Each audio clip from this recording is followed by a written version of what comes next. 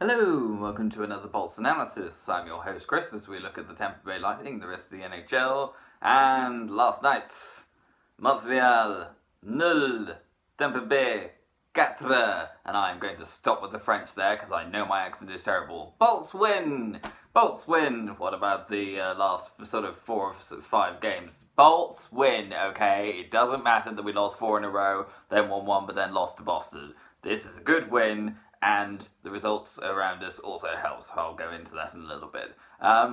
If we can keep doing this sort of game and having this sort of result throughout the rest of the season, and indeed going into the playoffs, this way of approaching a game, of setting out our stand, I am all for it. Score early, get another, just to dent the confidence further. Vasi, great in net, not doing anything wrong, just doing what he needs to.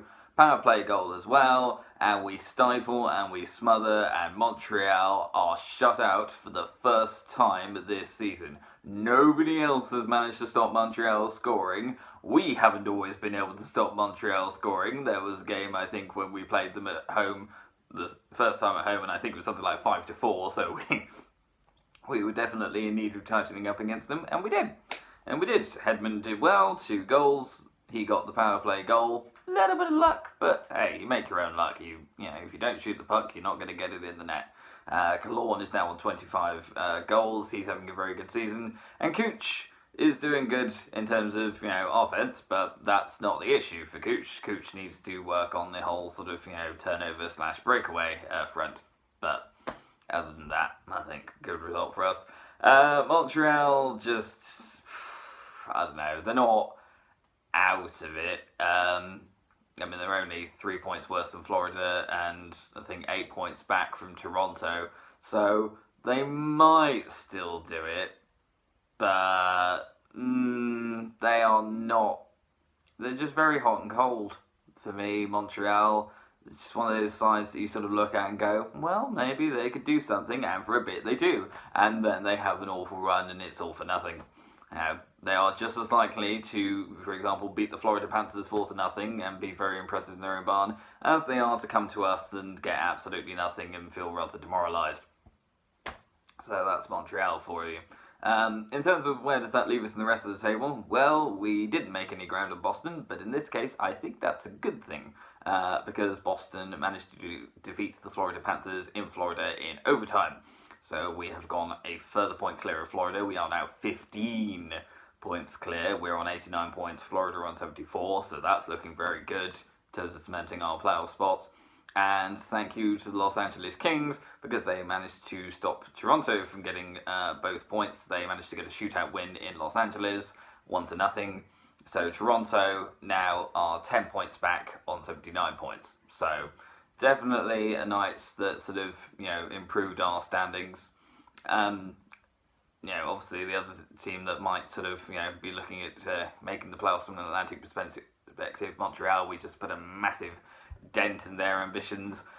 Buffalo are really out of it now, as if the road trip wasn't bad enough. They just lost again at home to the Pittsburgh Penguins, so they're getting cut adrift and then some.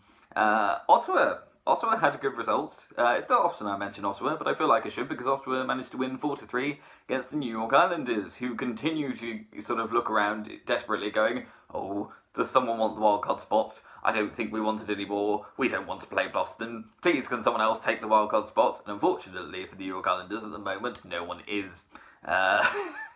No one seems to want it. Carolina could have sort of closed the gap, but lost badly to Philly 4-1. So I guess if anyone is taking the wildcard spot of the New York Islanders, ironically, it's the New York Rangers. Probably the last team that the Islanders would want to concede a playoff spot to, but they managed to beat the Washington Capitals 6-5 in overtime. Mika Zibanejad had one heck of a game, and the Rangers look like they might be getting back on track and maybe making the playoffs. It would be quite something if they could. But if I was an Islanders fan, I'd be like, no, not the Rangers, please, no. I'm just going to mention the West. I don't normally mention the Western Conference as much, but I think it's worth noting that there's been a bit of a shift in terms of the wildcard spots. The Minnesota Wild are in a wildcard spot. I don't think I'd have been saying that at, most points of the season. I was expecting the Wild to be, missing the playoffs, possibly finishing towards the bottom of the Central Division. They're ahead of Chicago, they're ahead of Nashville, they're ahead of Winnipeg. They're in there. They deserve to be in there. They've had some very good results of late. Particularly when they managed to beat Columbus 5-0, but there's been other ones as well. They beat the San Jose Sharks last night. They beat Nashville a couple of days before that. Minnesota looking very strong indeed. Fair play. Makes me feel slightly better about us being swept by them this season, home and away. But that is it from me. There's been another Bolts analysis. We're away at Boston tomorrow, start of a road trip. Thank you very much for watching, and remember, Brad Marchand, you can take this one off. If you want to be poorly, do it properly. Thank you.